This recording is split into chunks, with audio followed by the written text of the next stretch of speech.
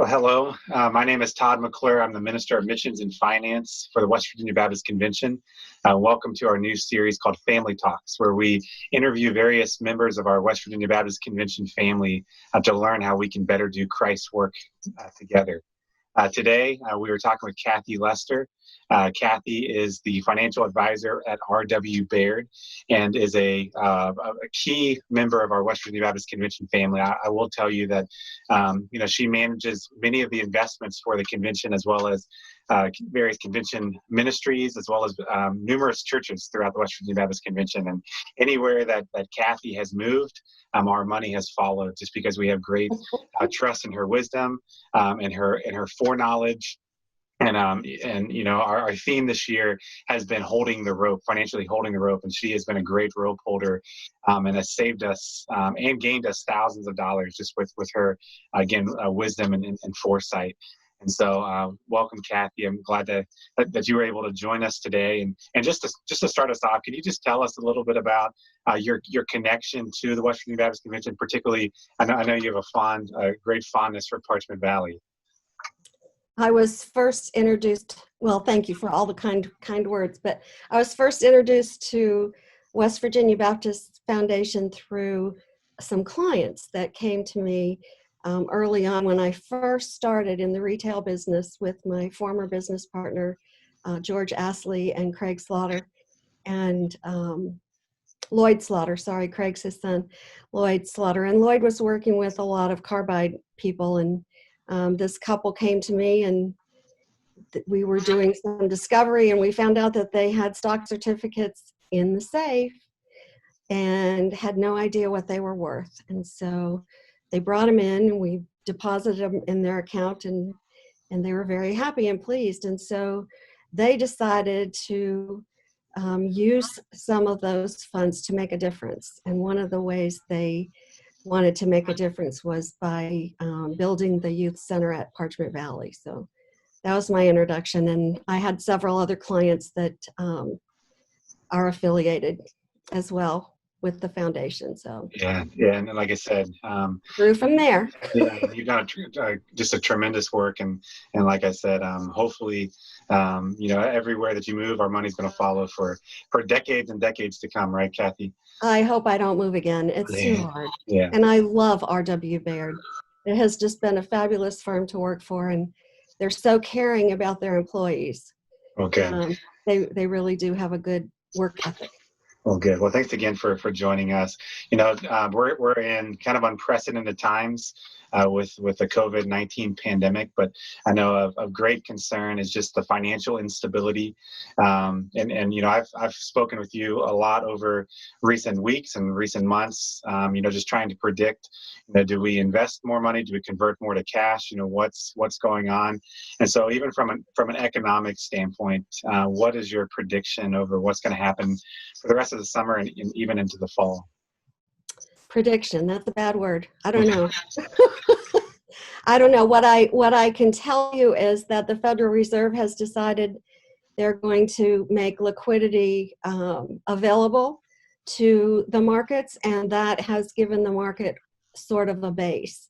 And as we see the 600, 800,000 point moves in the market on a percentage basis, it's not huge. It's uncomfortable, but it's not huge. I don't see the economy dying. I do see it struggling, just like we're struggling, especially small businesses. Small businesses have really had a hard time. And as much as the CARES Act and the other legislation that the Congress has put through, as much as they've tried, I don't think that they're helping everyone who needs help. And so we have a lot of folks that are struggling. So one of the things that you just made mention of, Kathy, was the CARES Act and some of the legislation that was passed by Congress. And I know that with that comes some changes to the limits of contributions and on ways that individuals can give to their churches or to the West Virginia Baptist Convention. What are some of those changes? The changes are not as much, well, they are forgiving, but not quite as much. But the required minimum distributions requirements have been waived. So people do not have to take money out of their IRAs this year. Anyone over the age of 70 can send money directly to the convention or to their church, and it comes out of their IRA, so it's not taxable. So that has been a gift to all of us, I think. People can borrow from their 401ks where they may not have been able to borrow from their 401ks before if they have a need. So again, the word liquidity, the Federal Reserve tried to provide the market liquidity. Congress is trying to provide people liquidity, although anyone who's filed for unemployment as a result of being forced out of work knows that that is a tedious and difficult process. Yeah. Yeah, a lot of changes. You made mention earlier of small businesses. Churches fall into that category. At the time of that this interview is being shown, we're past the Paycheck Protection Program. I know several churches made use of that. But what are some other ways that churches, in particular, could make use of some of these laws, or what are some information that they could share with members of their congregation?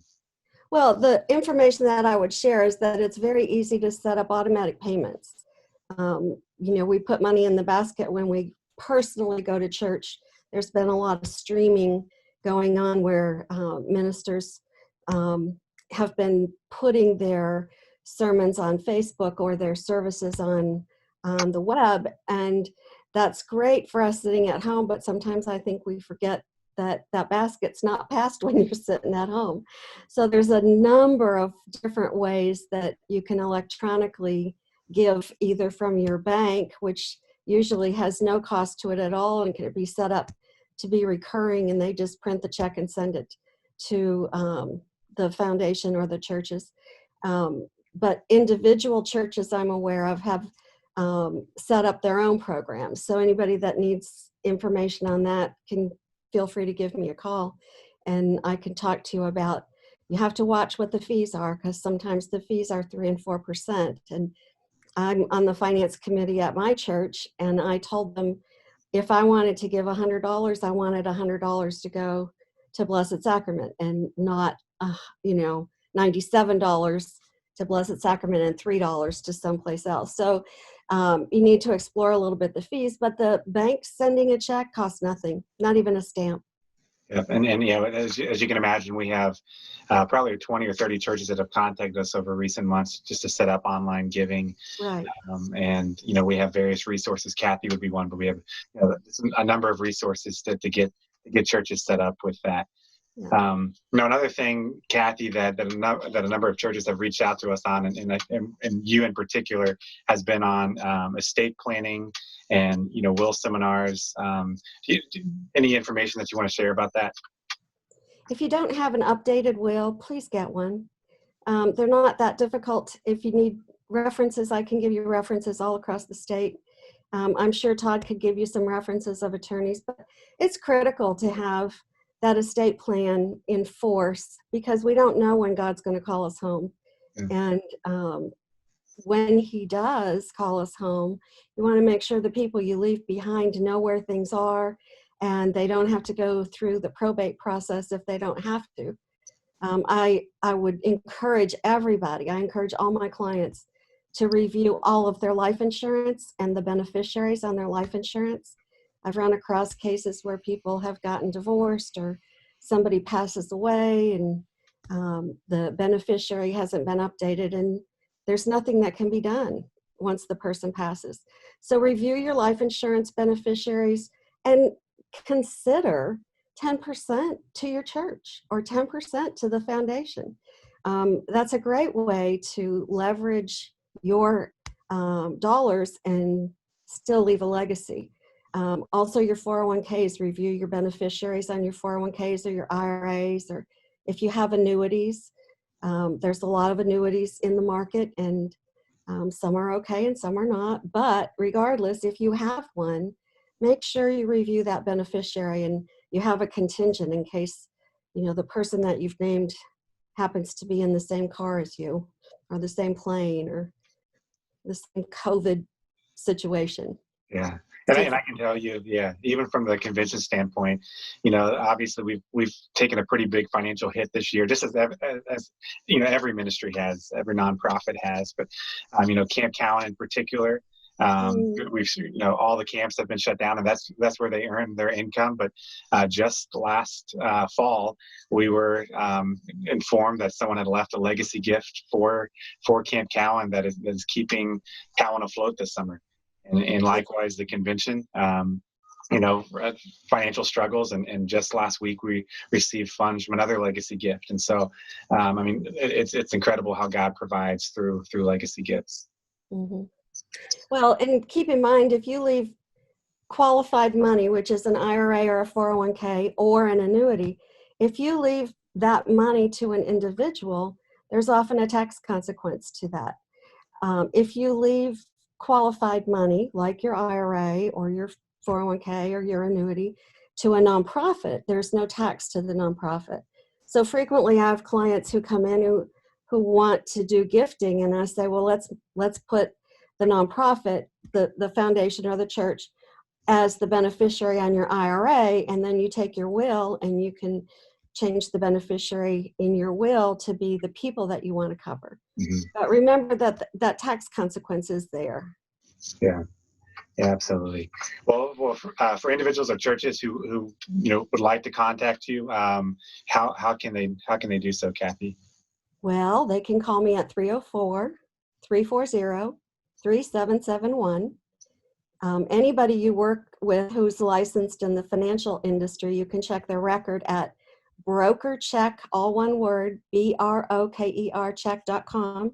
You can see what their licenses are and whether or not they've had any complaints filed against them. So far, knock on wood, I'm clean. Hope to stay that way. You can look me up on the internet at RW Baird. You just type in rwbaird.com, and we have a lovely website, very helpful. Lots of good information out there. Yeah, and like I said, we have churches, every year who want to set up various funds for a variety of different purposes, and we have numerous options. But as much as possible, I try to push in Kathy's way, just because not necessarily just I don't get any incentive for doing that. I don't get any pay, but just the fact that, again, I know that Kathy takes great care of all of her clients, but especially the West Virginia Baptist Convention, we have benefited tremendously. So again, I thank you, Kathy, for I appreciate it. That you have held the rope and helped us endure this 2020 year. It's been tough, but we'll get through it. Yeah, we will. And so, like I said, again, thanks, Kathy, for joining us, and thanks to everyone for watching. This is, like I said, a series that we're doing where we talk with members of the West Virginia Baptist Convention family, and Kathy is a very important member of that family. So again, thank you for tuning in, and thank you, Kathy, for joining us. Thank you for asking, Todd. Take care.